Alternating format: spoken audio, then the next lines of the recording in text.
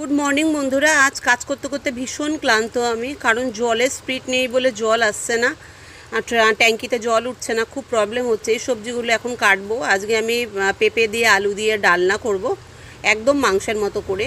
পেঁপেটা ভেজে নিলাম হালকা করে, নর্মালভাবে একটু লালচে লালচে করে ভেজে নিয়ে আমি পেঁপে তুলে রেখে এবার আমি আলুগুলো ভেজে নেব এই একই তেলের মধ্যে। আলুটা দিয়ে আমি একটু লবণ দিয়ে দিলাম যাতে আলুটা একটু তাড়াতাড়ি সেদ্ধ হয়, লবণটাও যাতে আলুর ভিতরে ভালো মতন ঢোকে।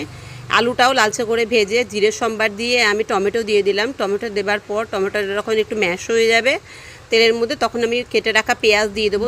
মাঝারি সাইজের দুটো পেঁয়াজ আমি কেটে নিয়েছি। পেঁয়াজটা যখন হালকা ভাজা ভাজা হয়ে যাবে, মিডিয়াম ফ্লেমে ভাজতে হবে, তখন আমি এর মধ্যে মশলা দিয়ে দেবো। দেখুন হয়ে গেছে, এখন আমি মশলা ঢেলে দিলাম।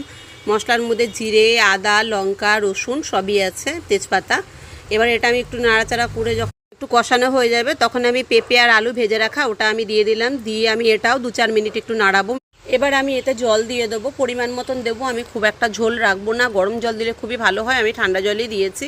লাস্টে নামানোর আগে একটু গরম মশলা দিয়ে দেবো। দেখুন সব রান্না সেরে প্রায় বাসন টাসন মেজেই ফেলেছিলাম, হঠাৎ মা বাজার নিয়ে হাজির, লোটে মাছ রান্না করবে। তারপর লোটে মাছ করার জন্য আমি বেগুন কেটে দিল, বেগুন ভেজে নিলাম। বেগুন ভাজার হয়ে গেলে কুচি কুচি করে পেঁয়াজ কেটে সেই পেঁয়াজটা ভেজে নিলাম। এটা যখন লালচে হয়ে যাবে টমেটো দিয়ে দিলাম। টমেটো দেওয়ার পর আমি যখন টমেটোটা একটু ম্যাশ হয়ে গেলে, এবার আমার মা এসে রান্না শুরু করে দিল, মশলা দিয়ে দিল, লবণ দিয়ে দিল পরিমাণ মতো, হলুদ দিয়ে দিল পরিমাণ মতন। মাই করছে এখন, ভিডিওটা শ্যুট কিন্তু আমিই করছি।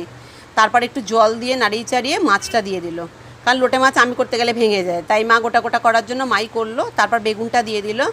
বেগুনটা দিয়ে হালকা পরিমাণে, বেশি দেবে না, অল্প একটু পরিমাণে জল দিয়ে এটা ঢেকে দেবে। দেখুন একদমই অল্প, হাফ কাপের মতন জল দিয়ে ঢেকে দিল। ফুটে গেল, মা বেশি নাড়ালো না, ব্যাস এবার হয়ে গেল। নামিয়ে ফেললো, নামিয়ে এবার ভাগ করা শুরু করে দিল। তারপর আমি স্নান টান করে রেডি হয়ে দোকানের দিকে রওনা দিলাম।